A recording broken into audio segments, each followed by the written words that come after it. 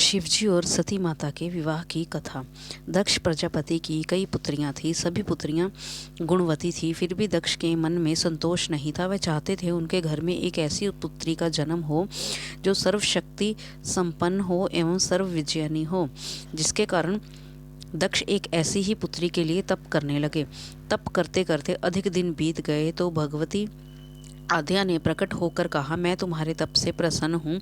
तुम किस कारणवश तप कर रहे हो? दक्ष ने तप करने का कारण बताया तो माँ बोली, मैं स्वयं पुत्री रूप में तुम्हारे यहाँ जन्म धारण करूंगी। मेरा नाम होगा सती। मैं सती के रूप में जन्म लेकर अपनी लीलाओं का विस्तार करूंगी।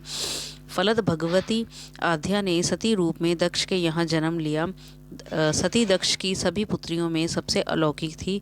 सती ने बाल्यावस्था में ही कई ऐसे अलौकिक आश्चर्यचलित करने वाले कार्य कर दिखाए थे जिन्हें देखकर स्वयं दक्ष को भी विस्मयता होती रहती थी। जब सती विवाह योग्य हो गई तो दक्ष को उनके लिए वर की चिंता होने लगी। उन्होंने ब्रह्मा जी से इस विषय में परामर्श किया। ब्रह्मा जी ने कहा, सती आद्या का अवतार हैं। आद्या आदि शक्ति और शिव आदि पुरुष हैं। अत सती के विवाह के लिए शिव ही योग्य और उचित वर हैं। दक्ष ने ब्रह्मा जी की बात मानकर सती का विवाह भगवान शिव के साथ कर दिया। सती कैलाश में जाकर भगवान शिव के साथ रहने लगी।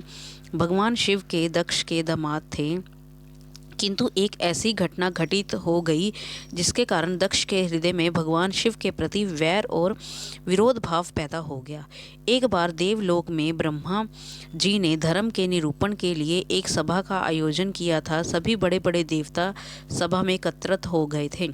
भगवान शिव भी इस सभा में बैठे थे। सभा मंडल में दक्ष का आगमन हुआ। दक्ष के आगमन पर सभी देवता उठकर खड़े हो गए, पर भगवान शिव खड़े नहीं हुए। उन्होंने दक्ष को प्रणाम भी नहीं किया। फलत दक्ष ने अपमान का अनुभव किया। केवल यही नहीं, उनके हृदय में भगवान शिव के प्रति ईर्ष्या की आग जल उठी। वे उनसे बदला लेने के लिए समय और अवसर की प्रतीक्षा करने लगे। एक बार सती माता और शिवजी जी कैलाश पर्वत पर बैठे हुए परस्पर वार्तालाप कर रहे थे। उसी समय आकाश मार्ग से कई विमान कनखल की ओर जाते हुए दिखाई पड़े। सती माता ने उन विमानों को देखकर भगवान शिव से पूछा, प्रभु ये सभी विमान किसके हैं और कहाँ जा रहे हैं? भगवान शंकर जी ने उत्तर दिया, आपके पिता ने बहुत बड़े यज्ञ का आयोजन किया है। समस्त देवता और देवांगनाएं इन विमानों में बैठकर उसी यज्ञ में सम्मिलित होने के लिए जा रहे हैं। इस पर सती माता ने दूसरा प्रश्न किया, क्या मेरे पिता ने आपको यज्ञ में सम्मिलित होने के लिए नहीं बुलाया? भगवान शंकर जी ने उत्तर दिया, आपके पिता मुझसे बैर रखते हैं, फिर वे मुझे क्यों बुलाने लगे? सती माता मन ही मन सोचने लगी। फिर बोली, यज्ञ के इस अवसर पर अवश्य मेरी सभी बहनें आएंगी। उनसे मिले हुए बहुत दिन हो गए हैं। यदि आपकी अनुमति हो तो मैं भी अपने पिता के घर जाना चाहती हूँ। यज्ञ में सम्मिलित हो लूँगी और बहनों से भी मिलने का सुअवसर मिलेगा। भगवान शिवजी ने उत्तर दिया, इस समय वहाँ जाना उचित नहीं होगा। आपके पिता मुझसे जलते हैं। हो सकता है वो आपका अपमान करें। बिना बुलाए किसी के घर जाना उचित नहीं होता है। इस पर सती माता जी ने प्रश्न किया, ऐसा क्यों? भगवान शिव ने उत्तर दिया, विवाहिता लड़की को बिना बुलाए पिता के घर नहीं जाना चाहिए, क्योंकि विवाह हो जाने पर लड़की अपने पति की हो जाती है। पिता के घर से उसका संबंध टूट जाता है। लेकिन सती पीहर जाने के लिए हट करती रहीं, अपनी बात बार बार दोहराती रहीं। उनकी इच्छा देखकर भगवान शिव ने पीहर जाने की अनुमति दे दी। उनके साथ अपना एक गण भी साथ में भेज दिया। उस गण का नाम वीरभद्र था। सती वीरभद्र के साथ अपने पिता के घर गई। घर में सती से किसी ने भी प्रेम पूर्वक वार्तालाप नहीं किया। दक्ष ने उन्हें देखकर कहा, तुम क्या यहाँ मेरा अपमान कराने आई हो? अपनी बहनों को तो देखो, वे किस प्रकार भांति भांति के अलंकारों और सुंदर वस्त्रों से सुसज्जित हैं। तुम्हारे शरीर पर मात्र बाघंबर है। तुम्हारा पति शमशान निवासी और भूतों का नायक है। वह तुम्हें बाघंबर छोड़कर और पहना ही क्या सकता है?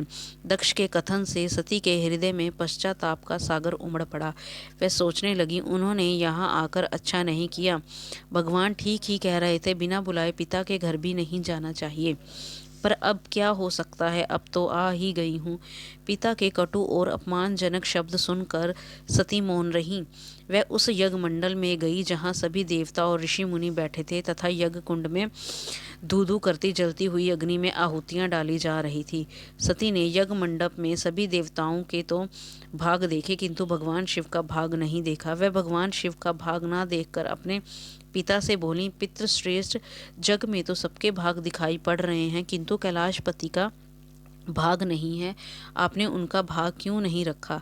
दक्ष ने गर्व से उत्तर दिया, मैं तुम्हारे पति शिव को देवता नहीं समझता। वह तो भूतों का स्वामी, नगन रहने वाला और हड्डियों की माला धारण करने वाला है।